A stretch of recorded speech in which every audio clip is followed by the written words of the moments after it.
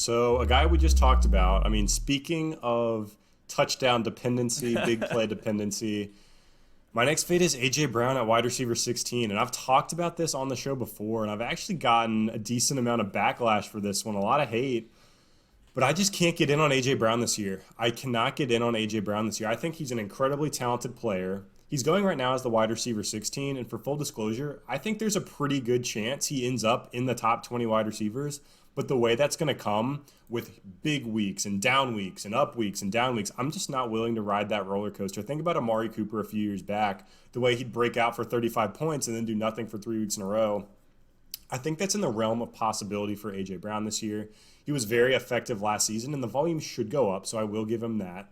The snaps should go up as well. He really didn't get fully worked into this offense until about halfway through the year, but there's just so many metrics in this Titans offense that the efficiency screams negative regression. Like maybe there's a chance this offense is actually that efficient and is just going to continue. I give that maybe 5% chance of being true. The much more likely outcome is that even if they're good, they're going to come back to earth. So let me just read off some stats that I expect to change here. So A.J. Brown was second in the NFL in yards per catch. He had 9 total touchdowns. He had over 20 yards per catch. I think he's a big play guy. He should still be somewhere between 15 and 20 yards, but there's just no way. I don't want to say no way. It's unlikely he has over 20 yards a catch again this season. The Titans as a whole were first in the NFL in red zone touchdown percentage. 77% of the time in the red zone, they scored a touchdown. Just for context, the Chiefs' touchdown percentage in the red zone was 60, and the Titans were at 77%. And this is just a low-volume offense overall. Tannehill was incredibly efficient as well. I won't go into a lot of his numbers. The passer rating, the yards per attempt were through the roof. They were historical, like top 10 of all time. But this offense was low volume. They were 30th in plays per game. I think that's always concerning for a receiver. When you're just not getting a lot of plays, not a lot of opportunity, even if you are the wide receiver one. And for me, the playoff stretch just speaks volumes to what we could see from A.J. Brown during certain stretches of time. So there could be one week where A.J. Brown goes for 150 yards and 2 touchdowns. But if you look at the playoff run, they were winning games too. First game against New England, he had 1 catch for 4 yards in a win. Second game against Baltimore, 1 catch for 9 yards in a win. Against Kansas City, this was a loss, but this is against a high-flying offense. He had 3 catches for 51 yards. That doesn't kill you, but that's 8 fantasy points. And that's 3 games in a row when the Titans are needing to win games, that they're focusing on feeding Derrick Henry. They have a blueprint of how they want to play. They play strong defense, very consistent, stable offense, and they might try to take you over the top with A.J. Brown once they lull you to sleep with Derrick Henry up the middle about 30 times. So for me, I have no doubt A.J. Brown's going to have big games in those weeks. I'm just going to have to give it up, and hopefully I'm not playing against A.J. Brown in those weeks because they will happen.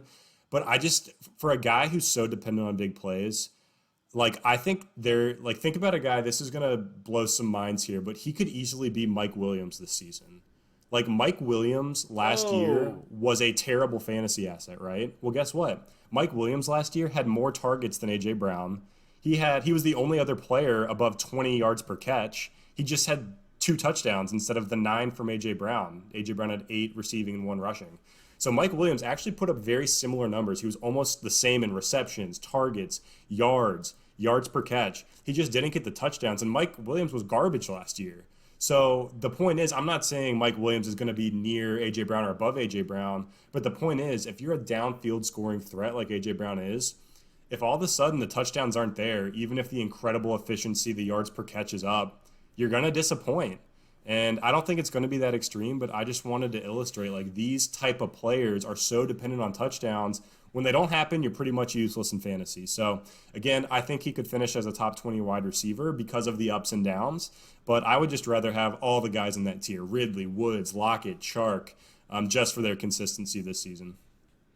Yeah, I think really the takeaway, I mean, he's a fringe wide receiver too, maybe a low-end wide receiver too, with upside week to week, but it's you can wait 2 or 3 rounds and get almost the same amount of upside. I mean, look at a Hollywood Brown, even a Marvin Jones, if you want to grab more of a boom bust guy that you don't have to pay up for. So I'm with you on the AJ Brown. Crying out loud. I'm not touching Will Fuller with a 1,000-foot He could be there in the last round, and I wouldn't draft him. I'm not touching him, but to your point, we don't need to be taking a guy who's that boom bust that you're going to rely upon those big weeks for. Granted, I do think A.J. Brown's volume will go up just because he emerged towards the end of last year, and I don't think they're going to move away from him. But even then, it's still, a crapshoot when you're looking at, let's say best case scenario, he's at 70 receptions. You're still asking for a lot of touchdowns there for him to deliver on that ADP.